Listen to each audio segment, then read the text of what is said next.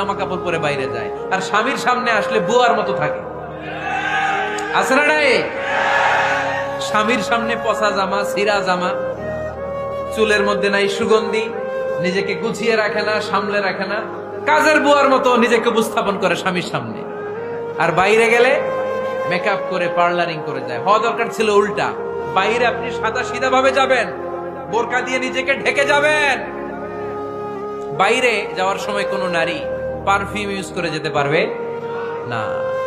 নারীরা যত perfume use করতে মনে চায় আপনার বেডরুমে, আপনার স্বামীর সামনে, ঠিক কিনা? স্বামীর সামনে পারফিউম ইউজ করেন, নিজেকে উজাড় করে সাজান স্বামীর জন্য। এই প্রতিটা সাজুগুজুতে সওয়াব আছে না নাই? ইসলাম কতটা চেক এন্ড ব্যালেন্স, কতটা ভারসাম্যপূর্ণ জীবন ব্যবস্থা।